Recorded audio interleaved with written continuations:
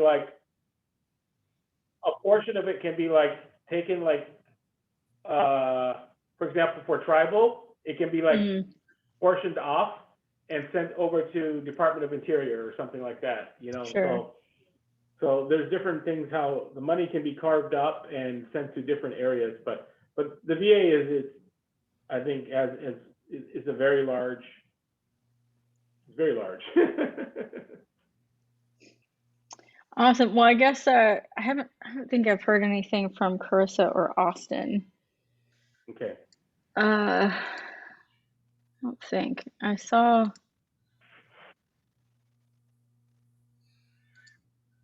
La la la la la. But I'm looking at you at a 50-inch monitor today. That's frightening. 5 p.m. or 7 p.m. is not a good look for me, especially after fixing spaghetti. So my poor apron is like covered in tomato sauce. Like up here, it's nasty. It's terrible. All right. So if it looks like I'm looking up, it's just because my laptop's here and the big monitor is way ahead of me. Is there a hissing coming from my computer of any kind? No, not like it usually does. Okay, just let me know. I'll put the earphones on. Yeah, it wasn't doing it. Even when you were running around, it wasn't doing it. So maybe it fixed itself. Oh, right. When I was running around. Your computer became sentient and fixed itself. I was like, oh, I can't let anything in the Jeep, like, you know, the milk and whatnot and all that stuff. All right, Austin, how are you doing? Good. I'm in the middle. We just had a really bad rainstorm for like 5 minutes. So that's gotta South love Carolina the South. for you, yeah. I'm jealous. I want some rain. I essentially say in South Carolina in the summer, when people ask me if it's gonna rain, I'm like possibly. I mean, even if it's not on the radar, yeah. Like it was not on the radar for at all today. Like 0% chance, and it stormed. So, I was in the gym and I just heard like.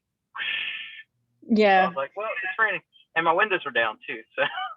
It's weird in the South because I think like anyway, a cloud will just get so much water from the humidity and just let it go randomly and then be done. It can hold no more. Yep, that's the South. Yep. And considering we were wearing jackets and it was 40 degrees last week. So. Yeah, it was. I think my watch is dead too. Yeah, it's been crazy. And cicadas. Oh yeah. We're talking about the cicadas. The cicadas. I was operating a brothel evidently outside of my house with a cicada brothel because it was just noisy as heck. Well, we were talking about the ones with the fungus that are getting infected with the fungus. Oh. And yeah, so apparently this fungus infects the cicadas. It turns them into these like hypersexualized zombie, like they become insomniac, like zombie cicadas. And because it's a fungus, like if you ate one, it has hallucinogenic properties. And so now people are like, well, where are the cicadas with the fungus on their butt so that I can eat one? And there's a woman down in Cincinnati that's like dipping them in chocolate. I'm like, Jesus H. So that's cicadas in Ohio. Now who's the zombie? Really? People are eating them so they can trip. That's what's happening, folks. Yeah, how about them? Oh my God. Them apples. Yeah. You got to share that one in your high top level organizational meeting there, Rashid. I've heard it all. Oh my God. Oh yeah, I've heard cicada tacos too. I've heard about that one too, Austin. It's kind of, I don't know. I'm almost this willing to like try it, but I've seen like 3. I haven't seen them. Like I haven't seen any, so I'm not sure. I follow like a group. It's a Southern thing. They're based out of Alabama. and they would be, and they said something about it. That's the only way I know about it. Is like apparently it's a thing. So. Mm-hmm. I've seen people breading them and frying them. Can't believe how much Mexican Mexican food places around here. I didn't expect that. I mean, I'm coming from the west and southwest. I didn't expect there to be so many, but I haven't heard of that. Well, and apparently, like the red-eyed ones taste different than the white-eyed ones. I'm not exactly sure how that works, but apparently there's 3 different eye types and one's more rare than the other. Like, I have never given more of a crap about a bug before, but everybody can't stop talking about these stupid things and how you're supposed to trip off of them and what they taste like, and if you deep fry them or cornbread them or put them in tacos or make a pie out of them. I don't know.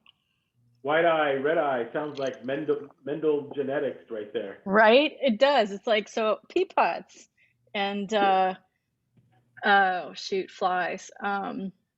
Yeah, the fruit flies, right? Fruit flies. That's classic. When you learn genetics, that's the first thing you hear about. Yep. Bees and fruit flies. And fruit flies. Yep. Gotta love it. Gotta love it.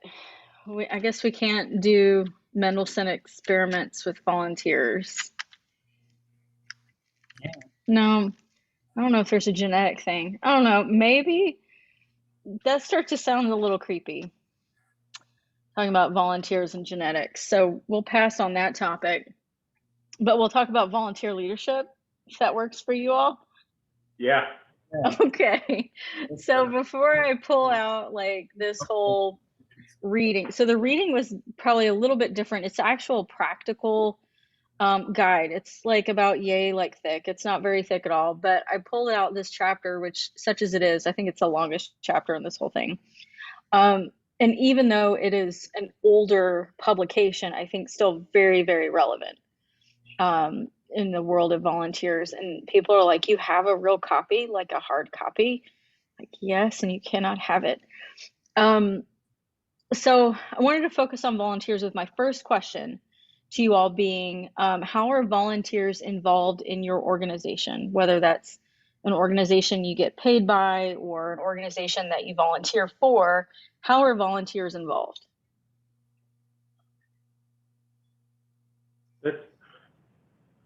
We have a complex situation with us because since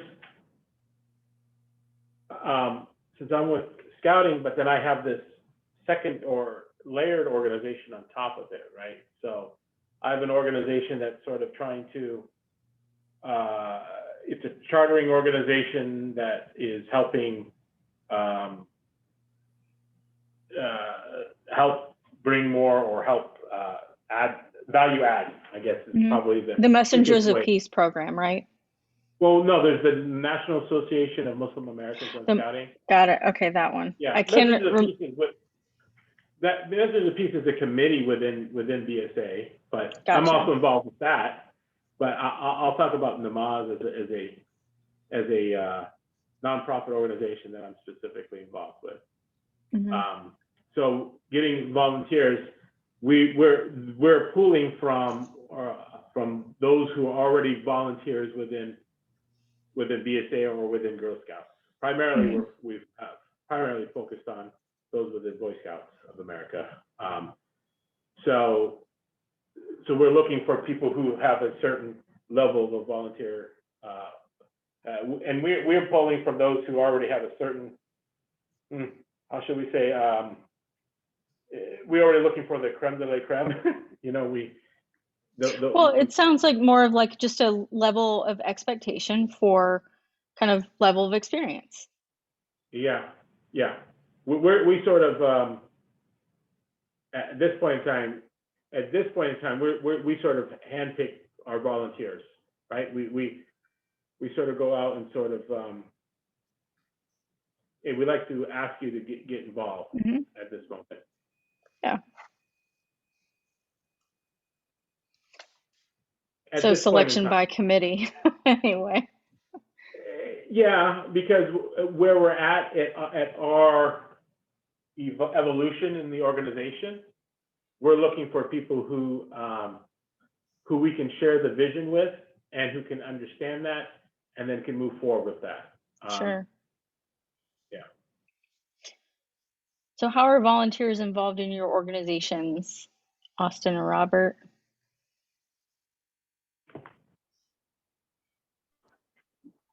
Yeah, I would say that we can't function really without volunteers. With refugees coming in, we have what's called Good Neighbor Teams, and they essentially serve the refugee. They take them to appointments, they teach them how to grocery shop, they teach them English, they, everything. So, and then we actually have a couple right now that are kind of like career counselors. So we have a couple refugees that are in college right now, and well, I guess I would say former refugees at this point. They're in college, and so they're like counselors. So I can't even imagine. Well, I wouldn't have a job either.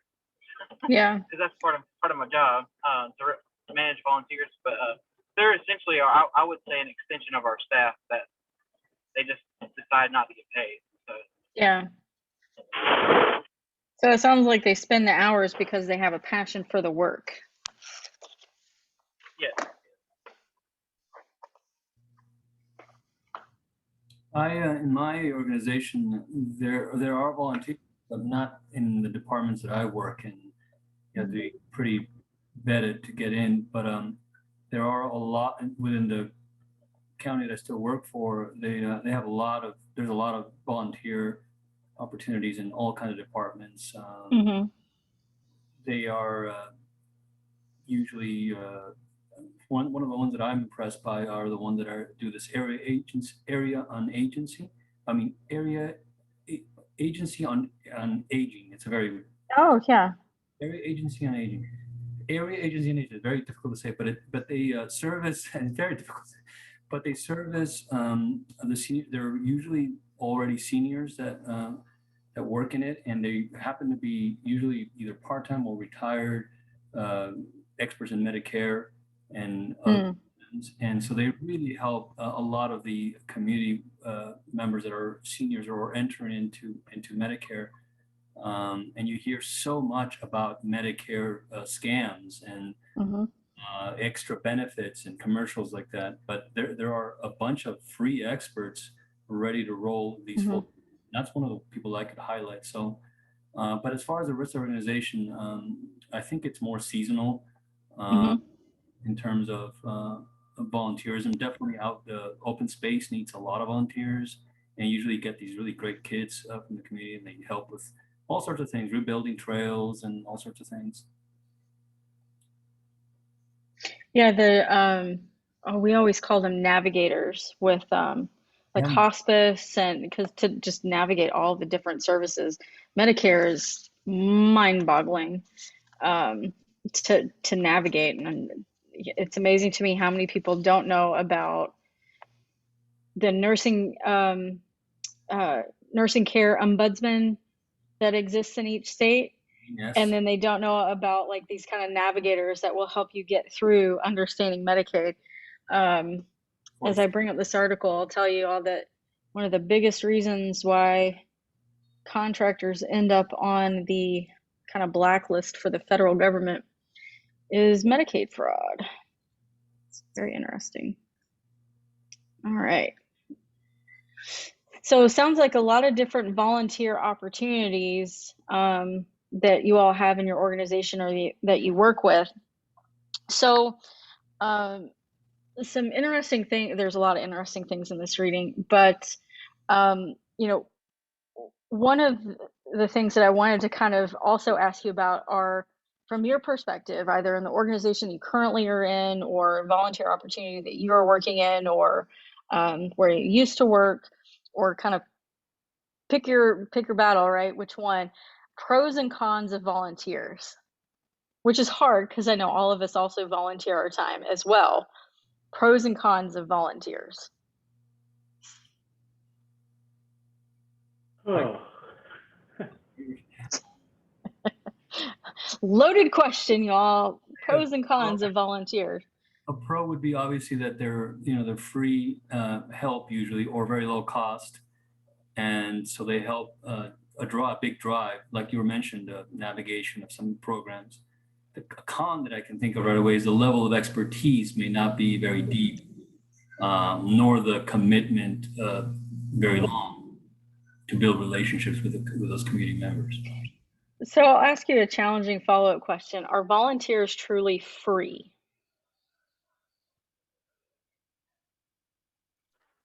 No. Austin says no. All right, we have one no. Well, yeah, because I would say I guess I would just push back too on. I feel like there's an assumption that volunteers don't have a high expertise, but I think a lot of times where volunteers are really untapped potential, because they're able to see things that we don't see. They get to do a lot of more interaction, because I know, speaking from experience, I'm usually behind the scenes, so I don't get to see like, well, that client we served was really angry about such and such, and this is how we can address it. So I think sometimes volunteers are like untapped potential for like a lot of expertise that we don't use. Well, and can I tap onto that, Erica? Because in scouting, and you're probably familiar with this, right? Volunteers and many nonprofits, right? Volunteers are actually the leaders of the organization, and the professionals are the paid staff, right? So the volunteers are the board members usually, and the paid staff are the what do you call it? The executive staff or whatever, the operations. Yeah, operations, right? But it's the board members who they're volunteers, right? And they have oversight of everything. And so when you say volunteers, are you talking? You can classify those volunteers into different strata, right? You can classify them into maybe your manpower for, you need X number of people to box something or up, what have you. And that doesn't necessarily, and those could be for maybe low skilled activities or something, and maybe they don't require a lot of skill. That doesn't mean that those people don't know anything. They can be highly skilled. And where that can become, by the way, problematic, by the way, is when someone who might be a know-it-all comes on in and says, by the way, you should do things like this, and that. And you already have your operation planned a certain way. And although it's nice for feedback, that you may not want that at that particular point in time, and that person can become disruptive or what have you. So sometimes the volunteer can be disruptive, and it can require your time to manage volunteers in a way that that you weren't hoping, you didn't want to have to deal with. That's exactly what I was getting. I didn't mean to say that the volunteers themselves might not have a lot of expertise. In fact, like I just said, they do. But to sort of onboard them into protocols and processes that are very complex and all sorts of credentials that are needed, that can be very time consuming. And I guess that it is costly. Think about it. Yeah, so it's that, sorry, that's been goofy. So yeah, I have kind of two pieces there, is that volunteers are not free. And I consistently have to remind other like executive directors, board members, program folks who are like, oh, we'll just get a volunteer to do it. Well, a volunteer has to be trained, a volunteer has to be supervised, a volunteer has to be encouraged and recruited and retained. And there's a lot there that still requires staff capacity, it requires program capacity, it may require the capacity of another volunteer. So in general, volunteers aren't free. And so then when I follow that up with fellow nonprofit professionals and say, you can fire a volunteer, there's this audible gasp that comes in the room like, oh, you would dare fire a volunteer? And I'm like, I definitely would fire a volunteer. And I've fired a volunteer before, several, to say either, or really more so like, you might be a better fit over here than over here. But certainly, you know, the whole, I mean, volunteer management in general is an entire career path. I mean, there are professional organizations dedicated to volunteer management, going from the recruitment to the very end of thinking and everything in between, creating training programs, creating retention programs, software to manage volunteers. It's a whole thing unto itself that typically board members don't realize, or program people don't understand. Like, oh, well, we'll just get a volunteer to do it. And it's not always that simple. Um, and so it is a huge cost, like Austin mentions too, huge cost with staff capacity and a lot of things that some folks just don't know. They haven't been exposed to that level of what's required to have a volunteer.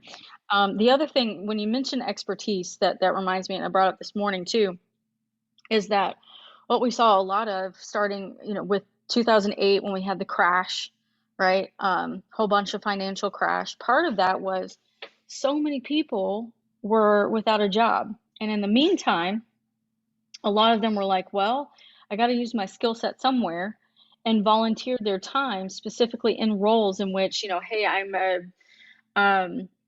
let's say I'm a chef, and, you know, some of the first people to get cut places are restaurants, right? So, you know, a chef who gets to volunteer, or maybe even gets to be hired on part-time, to say, I'm going to teach individuals, whoever they might be, kids, people coming out of substance use disorders and are trying to get back into a recognizable life, have a career. Where else have I seen? Social entrepreneurs. This is also with substance use disorders with women. A chef training people to do catering, training them to do some simple cooking, to where that volunteer effort is providing for a whole group of people to learn a skill. And so starting in that kind of, it was like 2008 to 12 kind of range, where you saw people intentionally volunteering in their career specialty because they didn't have a full-time job and they wanted to fill the gap in their resume. And so this weird kind of thing emerged where people were like, because normally people, like, I won't volunteer on a board and want to be on the fundraising committee. I'm like, I do that all day. I don't want to do it in my volunteer work. Whereas in 2008 to 12, you had people that are like, well, this is my job, this is my profession. And if I can still use those skills and keep them up, I'm going to volunteer them. So this whole area of expertise has been kind of this ebb and flow and weird iterations of how can I use my skill set to volunteer? Whereas some people love what they do so much, they're more than happy to volunteer that skill for another organization. Whereas I don't want to be on the marketing committee, and this is me personally, don't want to be on the fundraising committee. And I certainly don't want to be like overseeing any more volunteers. Like, I do that on the daily, don't want to do it. Now, give me finance, I'll be happy as a clam. Like, give me that. Because I don't get to do that every day, and it makes sense to me. 4 + 4 = 8. Fundraising is weird. So the whole expertise thing has been kind of this bizarre, like, yes, they have skills, and then all of a sudden everybody goes back to work. So everybody's time starved now, and you have to find opportunities in which you can kind of stick people in because they have 30 minutes to give you twice a week, right? So the expertise thing kind of goes back and forth. Are there pros and cons of volunteers? I didn't catch what you last said. Other pros and cons for volunteers that you all want to mention on there? Probably, gosh, I can only think of a con, but That's okay. probably time management, and maybe that's a pro and a con. I mean, there's a lot of folks, so you have to develop shifts that accommodate the volunteer part. If they're, say that The biggest one I always think of from a pro perspective is level of commitment my opinion, is usually higher. Yeah. That's definitely critical too, I think. Yeah, because the volunteer who's volunteering their time, typically, a lot of times they might even put in more than 40 hours a week. You know, the big joke in scouting is 1 hour per week, per kid, per unit, per role, I mean, so Right. if you've got 60 kids in a unit, how many hours per week are you putting in? You know? Well, and that's hard too, Robert, when you mention like time management is one, the time to manage them, and two, their own time to be managed. If you know you've only got somebody for 2 hours a week, whereas some of us are in volunteer roles where it's a good 20 hours a week, depending on the season. Like cookie season, this is why I don't do this anymore. Cookie season for Girl Scouts is easily a full-time job. I love those cookies. There's a reason. So there is the time management, and the thing, kind of I don't want to make it as a con, because it does take the time to manage a volunteer properly. And it does take the time to make sure that they are doing, and yep, I'll volunteer to taste test cookies too. Which I always remind people, it is not a fundraiser. So you are aware, it's not a fundraiser. It is a program. It's program related income. But I thought about a pro, and that would be the opportunity to induct, prospective members into the organization of different ages sometimes, and sometimes younger, but it doesn't have to be. It could be someone's retired and maybe they see a second career. Mm-hmm. So there's an opportunity to have someone that maybe that relationship becomes more developed, or you have the opportunity to give. I guess give something to that volunteer that they were looking for to give, so. Sure. I mean, I remember the level of volunteerism that we had in Boulder County when we had a massive flood, and we were all just volunteering to clear up things and do things. I have a woman that, when I was executive director, she was a volunteer for our foundation. She was retired. She was a retired CPA. Her one volunteer role is that she volunteered for the Red Cross, and she was the volunteer responsible at every emergency crisis site to keep track of the money. That was her sole role.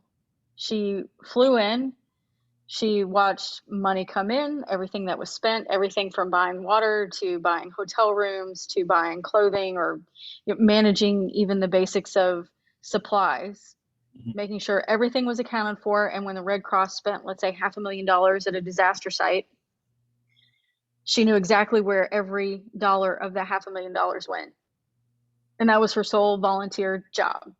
And so hurricane season, tornado season, fires, forest fires, all that kind of stuff, she would go wherever, and she would literally keep track of the money for the Red Cross at disaster sites.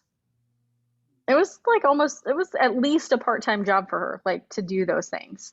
And they, of course, paid all of her expenses, but that was their volunteer role for her. And that level of commitment, I mean, she volunteered 2 places. She volunteered for us, and she volunteered for the Red Cross, and that was it.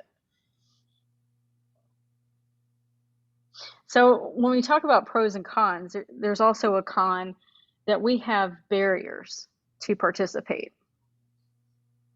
What are some of the barriers that you see from bringing people in to volunteer these days?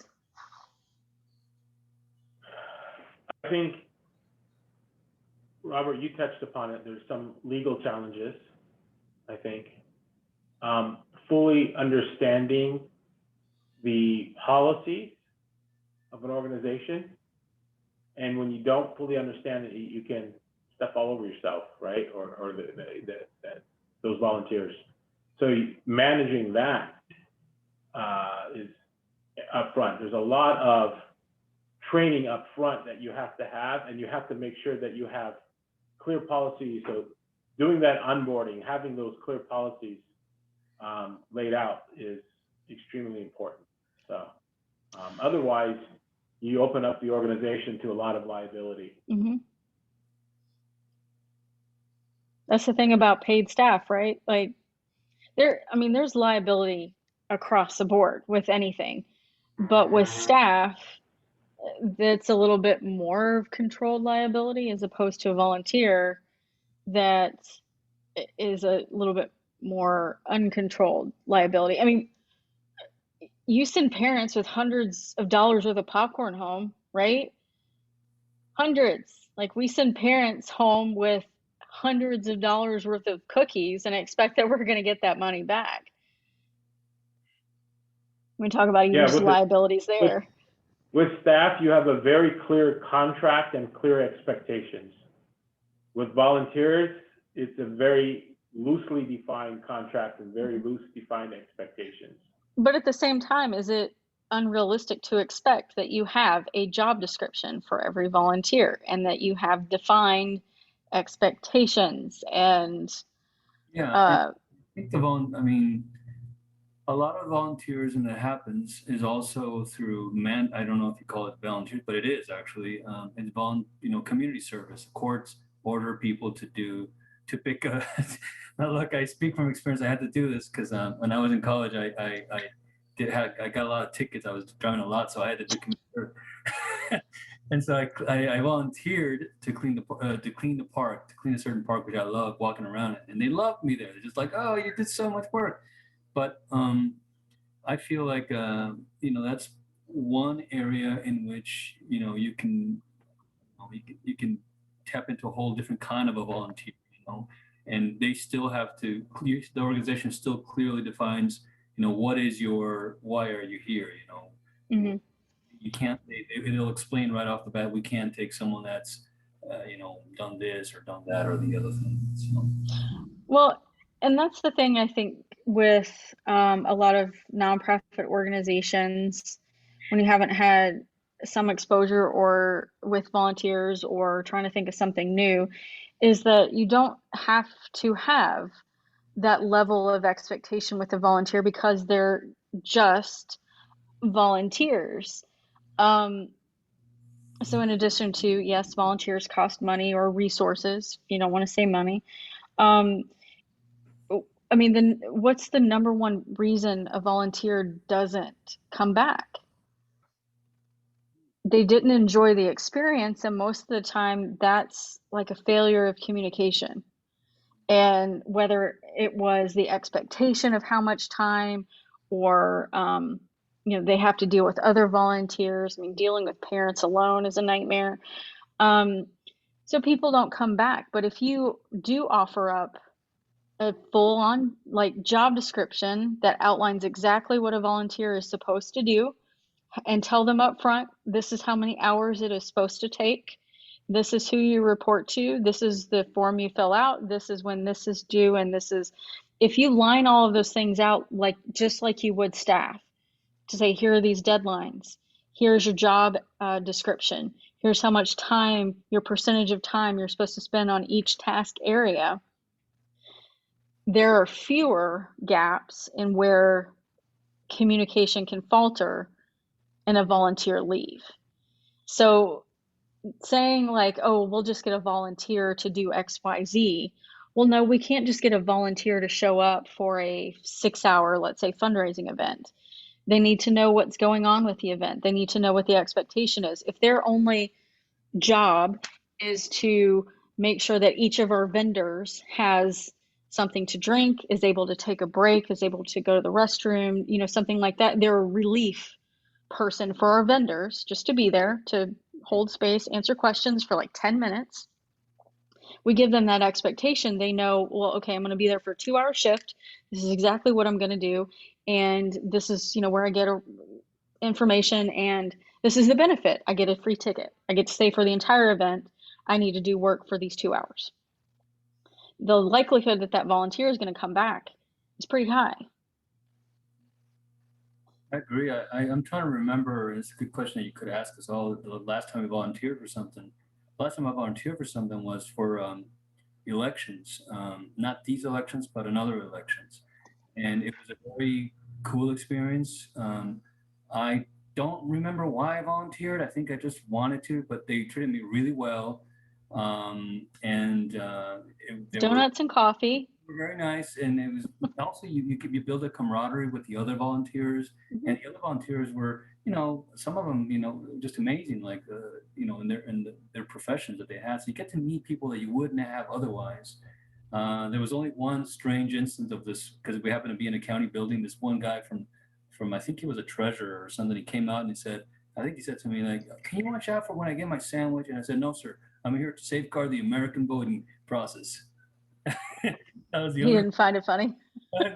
I was dead serious because it was like, listen, I'm not here to do your bidding. I'm here to help these folks navigate the voting. But it was just a funny thing that happened. How long? So then my question though is, how long was that stint? Like if you signed up to be a Yeah, poll volunteer, how long did you have to be there? I had to be there for about 6 hours. It was a long time.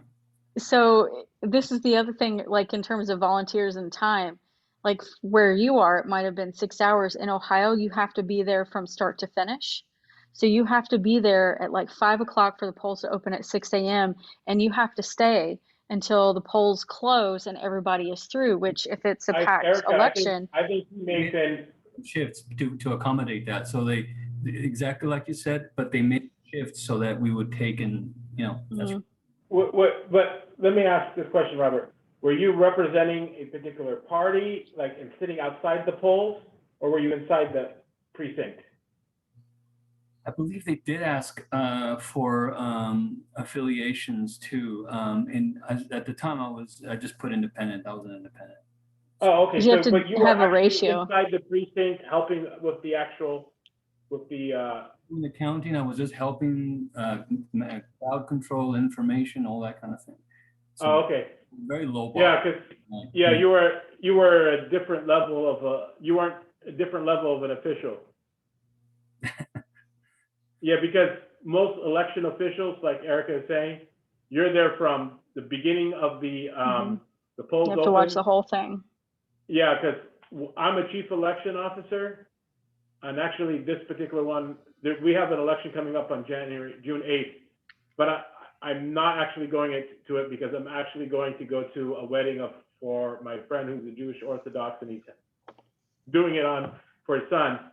He's doing it on June 8th. So, but otherwise, I normally am there from 5 a.m.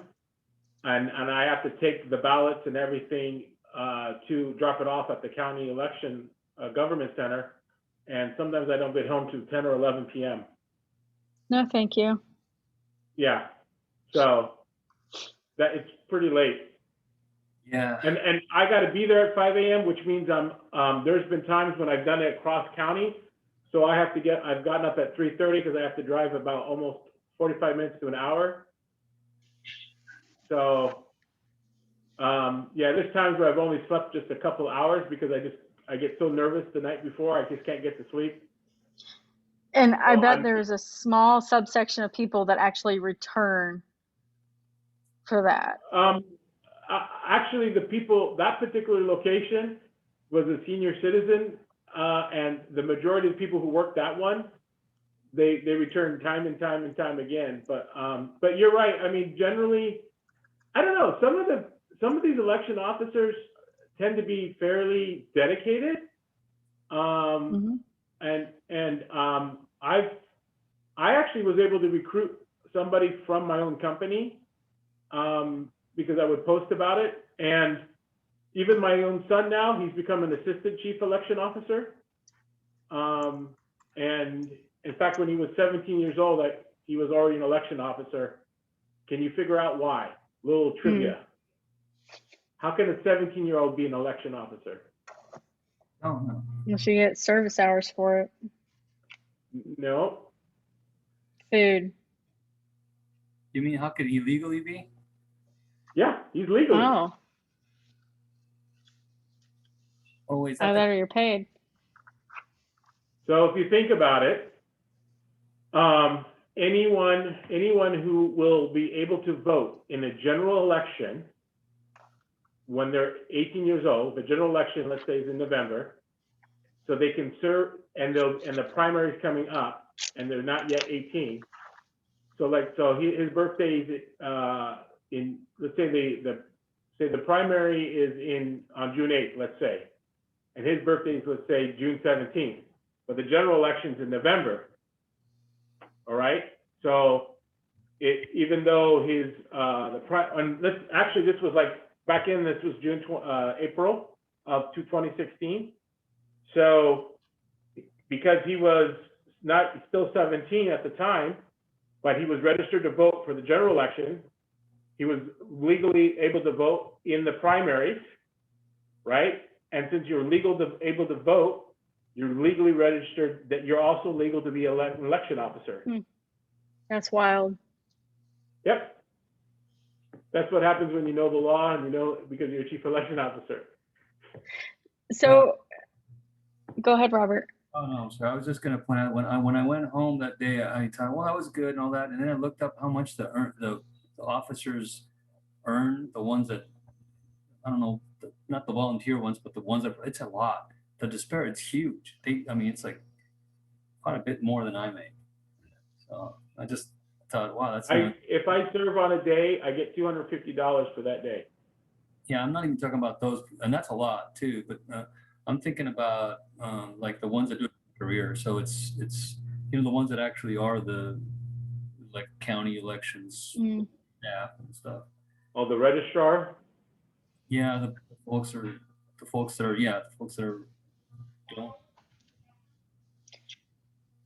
So then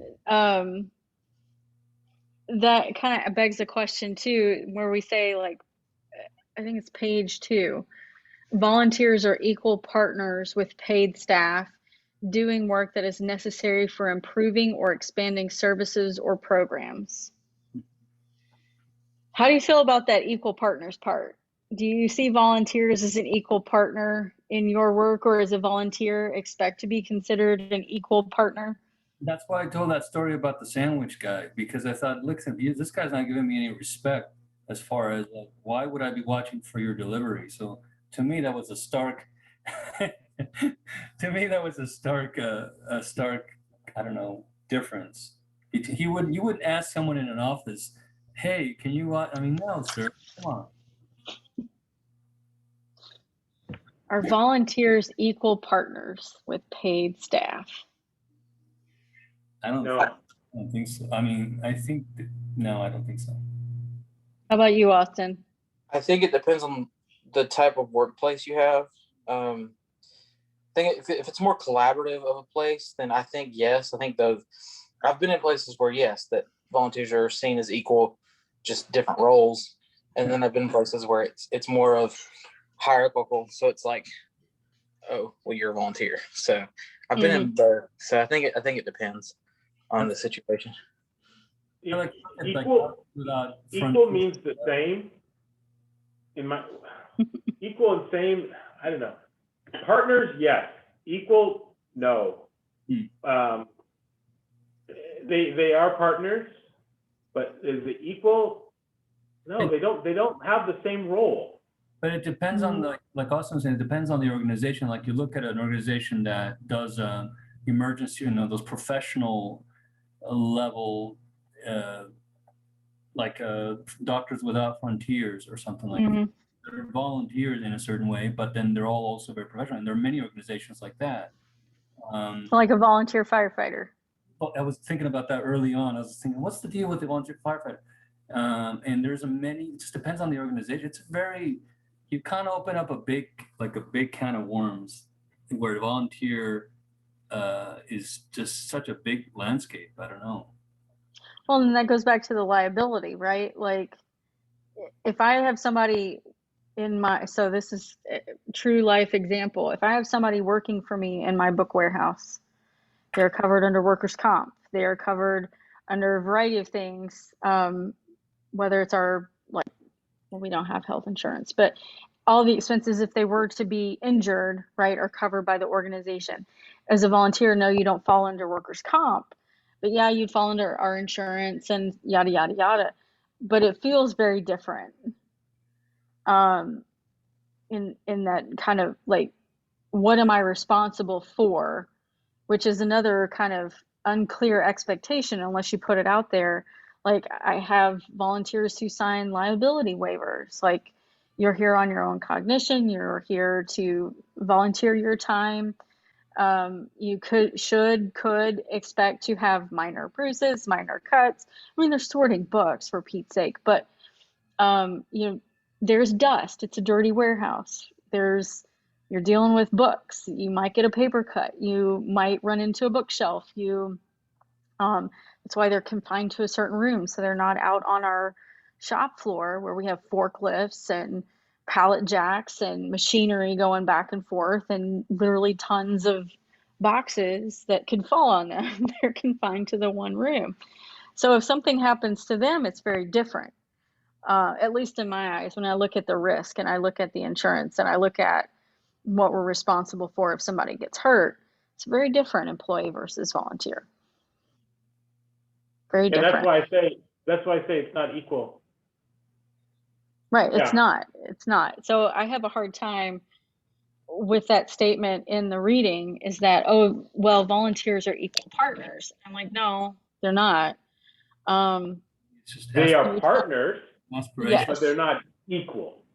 Yeah. Maybe it's an aspirational statement as well. It's something. I mean, I think they're aspirating something. well, and I think it's well, and this kind of is something that dates the whole reading, is that this was in a time when, I forget what year this was now. This is in a time when people did spend like 20 hours a week volunteering, and that was not a big deal. Now, that totally is not and can't be the expectation. People just don't have that kind of time. I mean, sans COVID, right? Like, regardless of COVID, people were still looking for, a couple of weeks or a couple hours a week max total. Yeah, exactly. So, Austin, it's even the same amongst staff. And I think it is idealistic to think that volunteers would be an equal partner. I mean, we had a lot of conversation around boards of directors this morning, specifically as a volunteer when they are, and that equal partner. Whereas I'm like, partner, yes, not equal in the sense that they're volunteering the time I get paid, but also the level of experience, the job that you're supposed to do. A board chair is supposed to be the CEO's biggest cheerleader and vice versa. My job as an executive director is to make my president look good. They're volunteering their time. We set them up for success. The other side of that is I want a board chair that's going to have my back, that is going to be my cheerleader too when I have to make reports to the board or things don't go the way that we expect them. We wanted 500 people at a conference and we had 250. People are people, and I can't always know to expect that. So, I want their involvement to be, hey, there's sometimes very little we can do to influence behavior there. So I think that whole equal partner thing is bupkis as well. Boards are a very interesting thing, but that whole partnership, that's a very special relationship right there, is the board president and the executive director in a nonprofit. Corporation's totally different, but in a nonprofit, that role, that relationship, like, for most of my board presidents, I would talk to them every week, once a week, and give or take some things. They knew what was going on in my life. I knew what was going on in their life, when their kids were graduating, what they had for dinner the day before, like all sorts of stuff, some things that I probably didn't want to know. Very different kind of relationship than what they're suggesting here, I think. Yeah, we're talking all about fiduciary duty of boards this morning, and my roller coaster rant of, yes, board members are volunteers. Yes, you can fire those volunteers, and there are there should be time limits for some volunteer roles.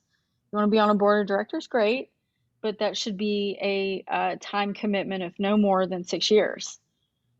It's a pretty long time when you think about it. So just a lot to think about when it comes to volunteers.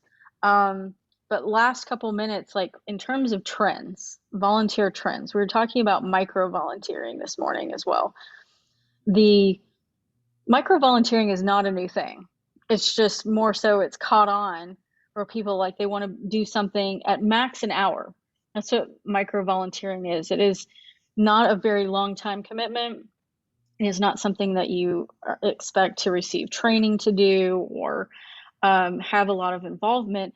Micro volunteering an hour or less. I can come in, do something. A lot of it deals with social media and online stuff. Like, hey, I could read 3 scholarship applications and give you my scores, and I'll be done. Or I'll, guest host Twitter chats for an hour at a time. Or I'll, share posts even. That is technically micro volunteering, is to say, hey, all of our followers, we're going to do this Twitter storm for an hour on Thursday afternoon at 3 p.m. Everybody who follows us, just be on Twitter, share all of our tweets, interact, engage, yada, yada, 1 hour, done. People are looking for that now, even more so than when like micro volunteering was like a thing, like a new novel thing. That's what people are looking for now. So now we have to adjust even more than our expectation of, oh, you can give 20 hours a week. It doesn't work that way anymore. And the timeline's changing too. Like I know during COVID, a lot of parents were volunteering from like 2 to 5, which is a really weird and random time, but it makes sense with the school schedules. So it was like, what do we do from 2 to 5 to fit in volunteers? A lot of it's project based too. Like we have people that are willing to write and edit grants or stuff that they can do outside of the 9 to 5. Like, oh, I have like 30 minutes today. Let me work on that project thing. So exactly, and that's exactly, honestly my favorite volunteering too, because I can do it whenever. And you feel better. Like you take 30 minutes, you do it real quick, and then you're done. Or I'm, very specific. I'm working on this one project, and then I'm done. As soon as it's done, I'm done. So things to think about as you all are incorporating volunteers into your work. So I have 8:01. We'll be back here next week, same time for our last session of the semester. It's flown by, and yet it has gone so slowly. And so, yeah. All right. I look forward to reading your lab number 2 and getting grades to you all back, I think, by Monday of next week is the goal. Thank you. Thank you for earlier too, for the Oh, guidance. sure. Happy to help. All right. I'll see y'all next week. All right. See ya. Okay.